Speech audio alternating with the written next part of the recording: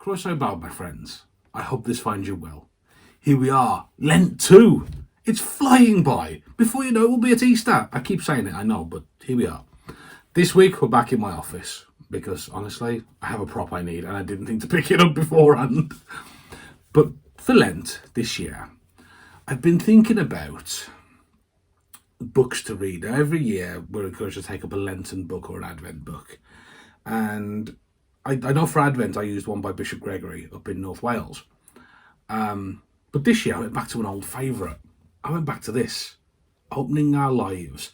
It's by a really good mate of mine and a former DDO, Tristan Hughes. If you're watching Tristan, there's the shout out. Buy his book, he's awesome. But seriously. And this week, I've been thinking a lot about calling, about my own, about calling talked about in here, about calling in general.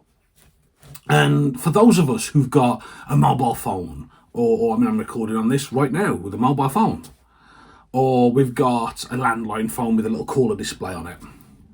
Have we ever had the call tone start? So your phone will start ringing, ring ring, or if it's my mobile, I've got the Ghostbusters theme tunes. You'll all be singing that now, wouldn't it? And you've looked down at the phone, you think, oh, who's that then? And you get those terrible words. Unknown number, withheld number, or it's just a number you don't recognise. How many of us have gone, not today, that's gone back in the pocket, and you fully intend to let the voicemail get it? Because I'm just as guilty of that one.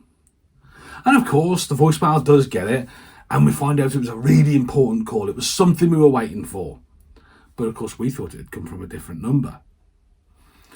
It's a call we should have taken. And my own calling was a little similar. For the longest time, I'd felt strange, like a radio that's just out of tune.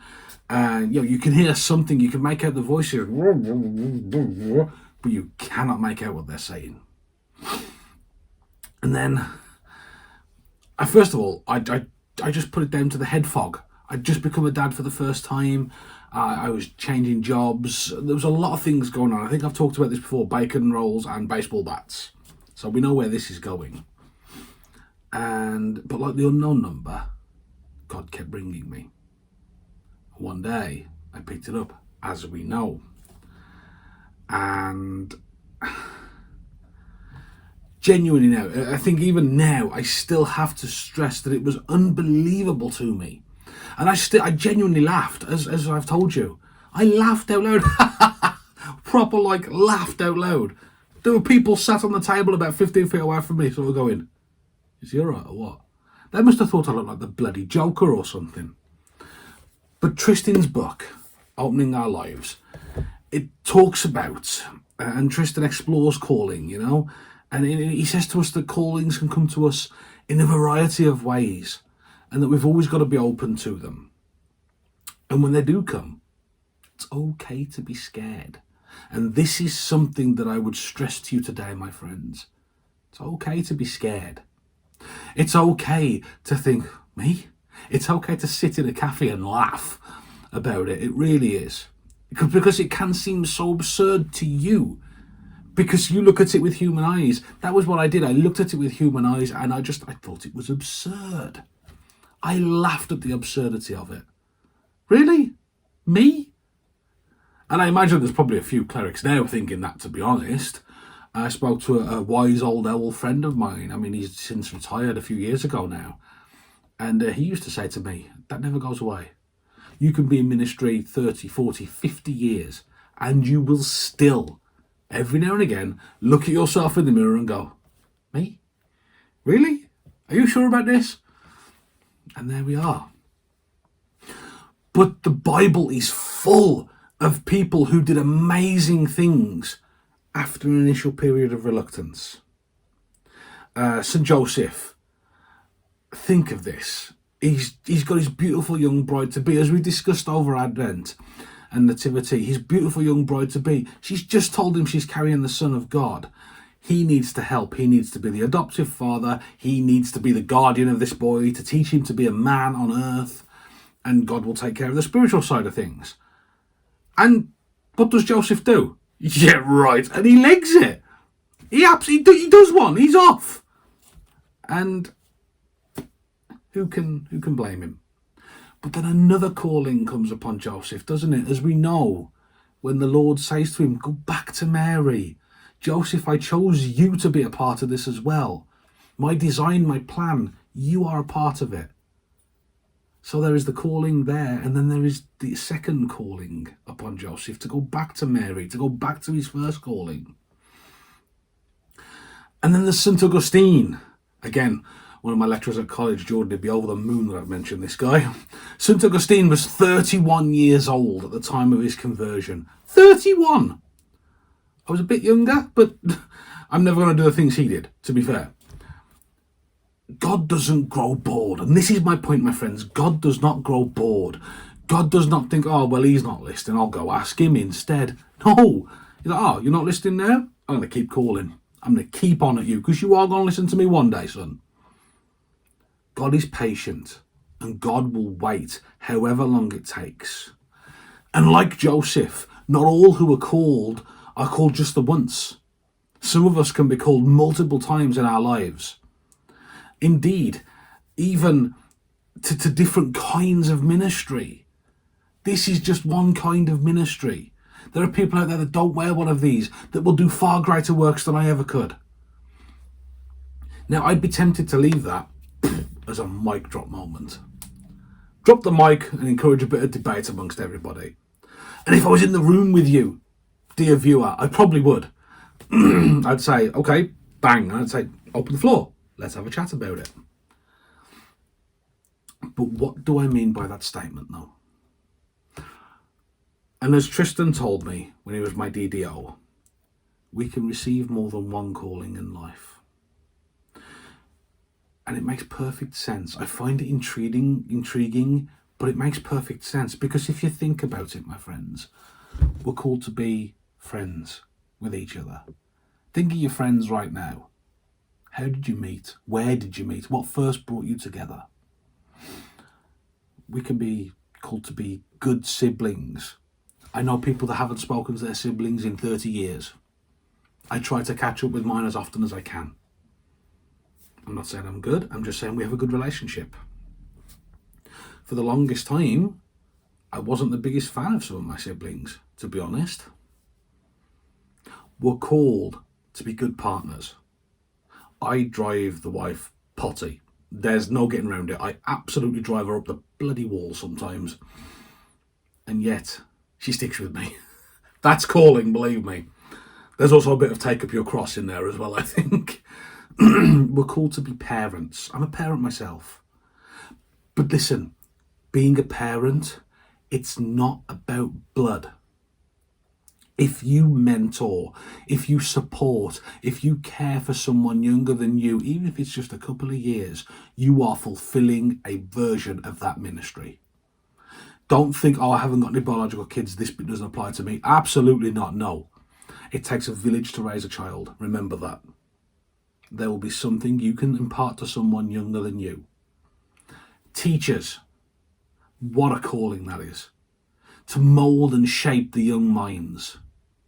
Those who work in care, I can't think of a more selfless ministry. I really can't. We can be called to different jobs. That's the point of this. And we can be called to different roles, even within the church. This is not the be-all and end-all. I know there are some people pursuing discernment where this is the absolute epitome. I was discerning with a guy who absolutely, he needed this. And I remember saying to Tristan more than once, look, if this is where it goes, okay, I don't know where I'm off to. And yet here we are. Making the tea at the end of a church service, that is such an important ministry. I cannot stress hospitality as a ministry enough. Because I remember one of my other instructors after ordination is saying something along the lines of 60% of the people that come back to church. We get loads of people that are curious. Loads of people who think, oh, you know what? I'm going to give church a go this week. They come once and they never come again. You know why? Because of the welcome they receive. Because of the hospitality they receive. Because someone fulfills that mentor role and sits beside them and says, hi, I'm such and such. Yeah, so we need page 23 to start the service. You follow it through and then I'll nudge you when we have to move.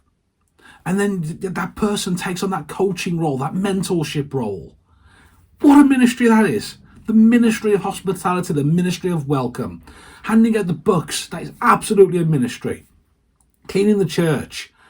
Wow, what a ministry that is. Because our church buildings are beautiful, and it is people that clean them and maintain them and repair them and look after them that keep them that way. What a ministry. My back goes off to you. Our buildings are the way they are because of you. What a ministry that is. Even dropping off the parish mag to old Joe who doesn't get out much these days, or teaching Granny to use Zoom. How many of us had to do that? So she can watch her beloved church services online. How many of us acted as that shepherd role almost to reacquaint Granny with church? You see, all of these small acts, these seemingly small acts is probably a better way to put it, they mean a lot to the people that they serve. And is that not a ministry in itself? Even now, I sit here and I'm a deacon in the church in Wales. I've been ordained since last June, so what's that now? We're March, 9 months, give or take. And it's just over a decade after that moment in the cafe, after that bacon roll and baseball bat moment, about 10 years, give or take, after. And I still wrestle with imposter syndrome. And anyone who answers any kind of calling, you will have fought imposter syndrome too. There are people that are about to take promotions, or that might be even taking exams this week or this month or this year. And you will have imposter syndrome. It'll be there. It waits for us around the corner. But one thing I've learned is this, my friends. Anyone who is called to any kind of ministry or service, you are called for a reason. Never, ever, ever, ever, ever forget that. However dark it gets, however many doors get closed in your face, however many people just take and don't even give you a thank you. You were called to this for a reason. I cannot stress this enough. Wherever the calling takes you, whatever you end up doing, believe that God put you here to do it. Believe that God called you to it. Trust in that. Trust in the Father's love. Trust that you are serving the kingdom by your very ministry, whatever it looks like. And so I would encourage you this week, my brothers and sisters, take some time, sit and really reflect on the calling that's upon your life. Think about it. However big, however small it is, however the imposter syndrome is ticking in the back of the head saying, you can't do this, you can't do this. Tell yourself, actually, you know what? On my own, I may not be able to, but I'm not doing it on my own. I'm doing it with God. I'm doing it with my immortal Father who loves me, believes in me, and has called me to the arena I stand in today. You keep speaking those words of affirmation. You keep telling yourself that you are where the Lord wants you to be. Pray. Oh, it's the best advice I can give you. Pray. Pray. Put yourself in God's hands. Ask him, call me, tell me where you want me. And if the phone rings, whatever that looks like, answer it. And if it's telemarketer, you can just gently put the phone down and leave them at that. So there it is, my friends. Calling. You are where you are for a reason. Don't ever forget that. God bless, my friends, and take care.